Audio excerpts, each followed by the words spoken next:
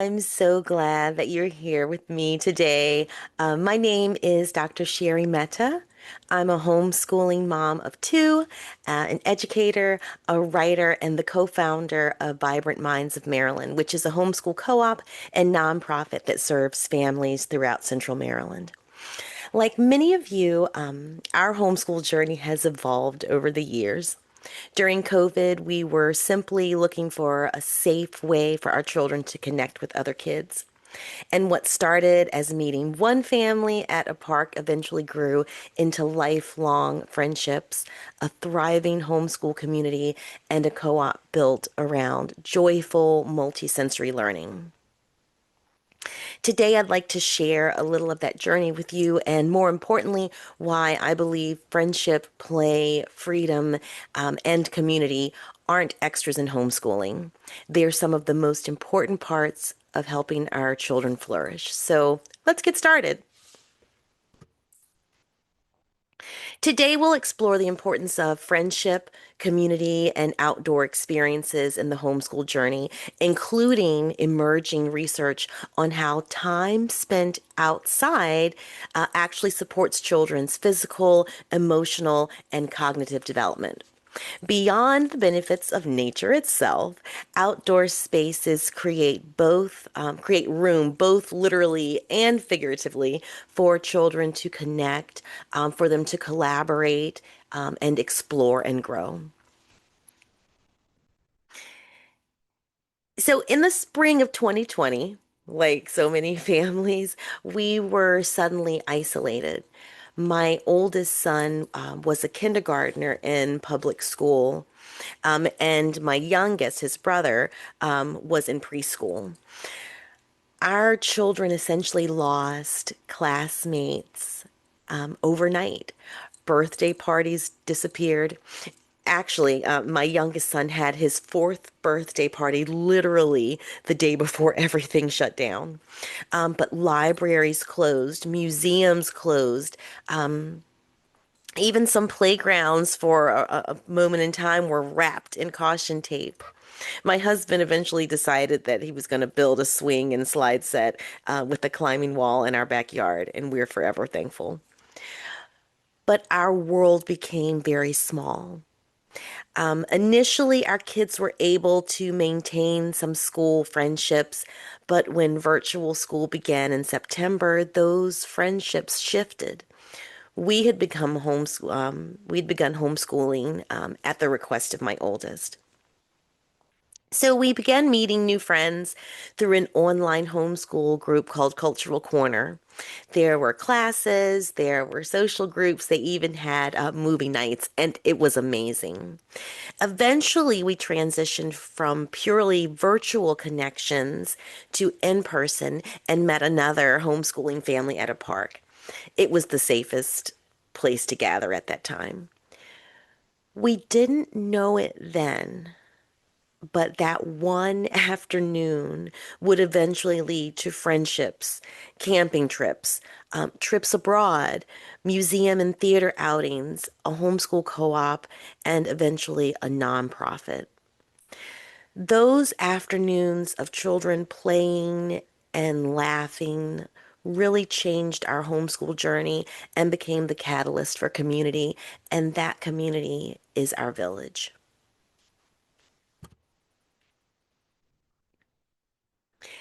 So, one observation I made early in our homeschooling journey was how much more time my children had that was channeled into creating and playing. And for my oldest son, who was near burnout from the grueling early mornings and long days at a desk in public school, play was healing and restorative. And research shows that. We know that play grows the brain. Research consistently shows that play strengthens executive functioning, creativity, emotional regulation, and problem solving. Children learn how to negotiate, collaborate, even recover from disappointment all through play. And that's not only through formal instruction. Movement supports learning. We know this. Physical activity improves attention. our working memory, and cognitive flexibility. So, movement isn't a break from learning. We treat it as one of the ways that children learn best. We also know that nature restores attention. Time outdoors reduces stress, mental fatigue, while also increasing our focus, curiosity, and overall well being. Natural environments can be especially supportive for many neurodivergent children by providing varied sensory experiences and opportunities for self regulation. But play is more than just a benefit, it's liberation. As Black homeschooling families, many of us intentionally choose environments where our children can be fully themselves, where they're free to be curious, imaginative, expressive, and joyful.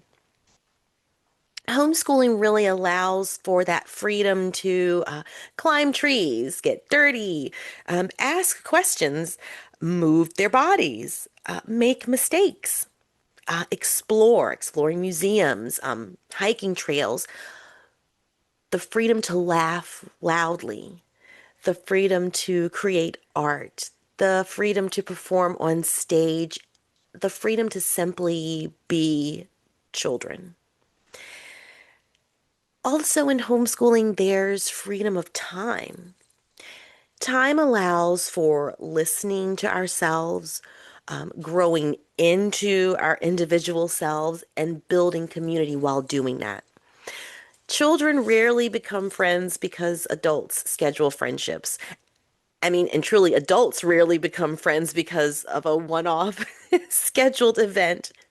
Um, they become friends because they have time. And that's time to play, argue, solve problems, invent games, wander, wonder, imagine, be bored. That unstructured time is the ingredient that a lot of our kids, a lot of children have lost. And I don't want my children to simply survive childhood.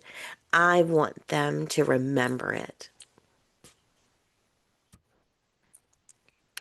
My son reflects fondly on our homeschooling experience, and sometimes it's about a cool lesson that we may have done, um, but more often it's about something that they've experienced with their friends. Our building community has been like the stacking of blocks. So it started with one family became two. Two became weekly park days. Then park days became field trips. Field trips became camping trips. Camping became friendships. Those friendships became a co op, and the co op became a nonprofit. This slow and steady stacking of blocks approach actually mirrors research showing that social capital grows through repeated low pressure interactions where trust develops over time. And through that trust, community grows through shared experiences. Oops. And we have had some amazing shared experiences and adventures. I like to say that we do all the things with our friends. Here's some pictures. We have an annual camping trip to Assateague Island. It's the end of year culminating field trip for our homeschoolers. We camp for a few days. We plan events and time where we can swim. We have skating parties. We're riding horses. Most recently, we've started exploring our national parks, landmarks, and sites with friends to collect junior ranger badges. And that's been a really amazing experience for me and to witness my children having really digging into history in an interactive and multisensory way. We visit museums. We create. Our students are learning instruments and pottery, um, glass blowing, and we enjoy the arts together. We've taken mini orchestra or trips to see the orchestra, and all of these are things done with our friends, moments and memories captured. Friendships have truly been fostered. And in that sense, memories have been made in very purposeful and intentional ways. And this is essentially how Vibrant Minds of Maryland Incorporated came to be. It was two homeschooling moms who wanted to provide an enriching and affirming space for our children. People often ask me how we built such a vibrant homeschooling community. The answer wasn't a curriculum. It wasn't a perfect schedule. It really started with one afternoon outside, and then it blossomed into a conversation. That conversation became a shared vision and a belief. We truly believe that learning happens through movement. It happens through conversation, friendship, curiosity, shared experiences. It happens through belonging, through joy, through community. And that's where our vision was deeply rooted in community. And in that, our community is our strength. We know that none of us are experts in everything, but together we become a community rich in knowledge, talents, and generosity, and who benefits? Our children benefit. Our homeschool community works because we have families who are sharing their gifts.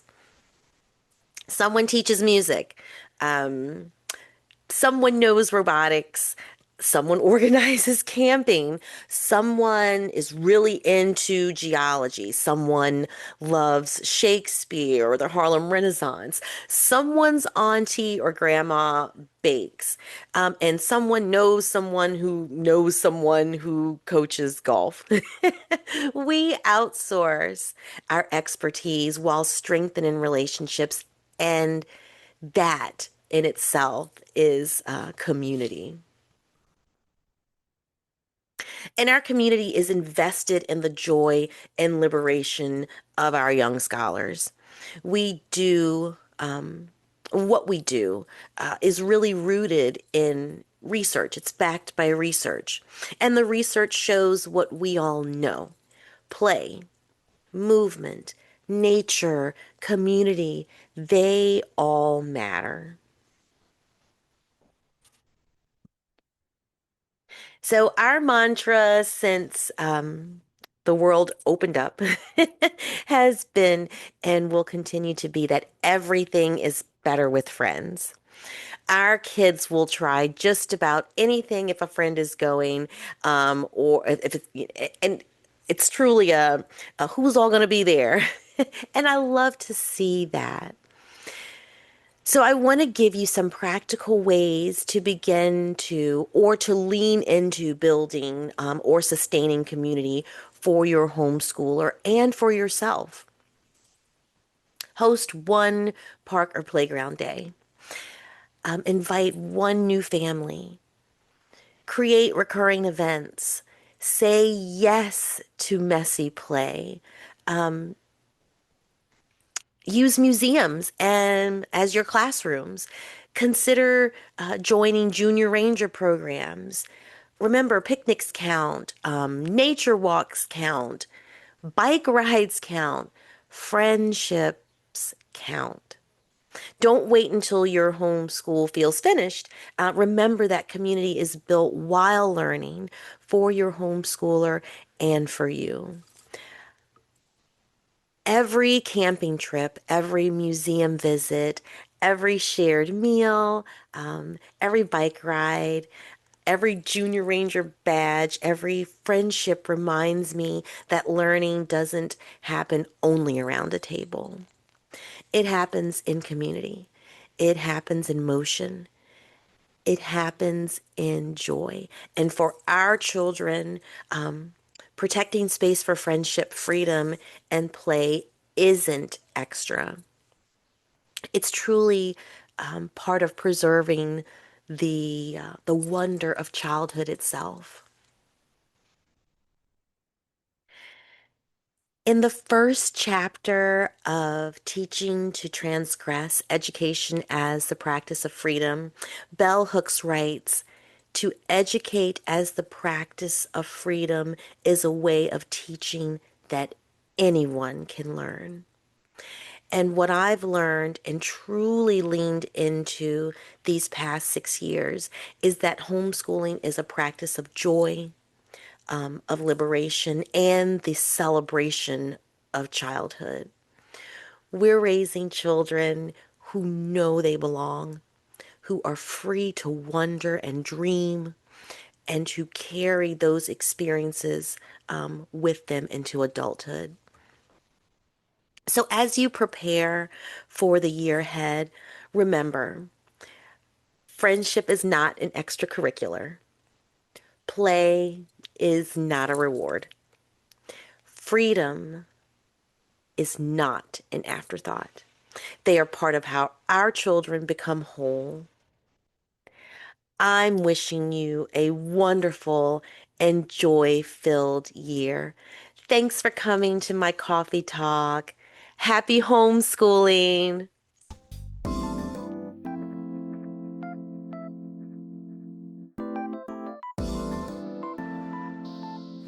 If you're still with us, don't go just yet.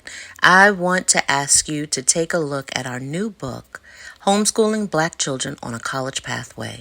This comprehensive resource includes narratives from half dozen homeschooling parents who homeschooled children before, during, and after the COVID-19 global quarantine.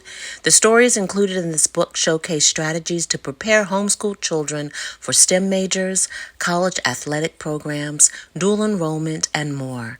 The book discusses the ways the metaverse can be used in college prep and how including a liberatory framework in your homeschool practice can garner positive outcomes for homeschoolers leaving home for college. This book also includes worksheets on how to have important conversations with your homeschooled children and the entire family as you prepare your homeschoolers for their transition to college or university. This book is presented by Black family homeschool educators and scholars through the literary nonprofit Black Writers for Peace and Social Justice, Incorporated.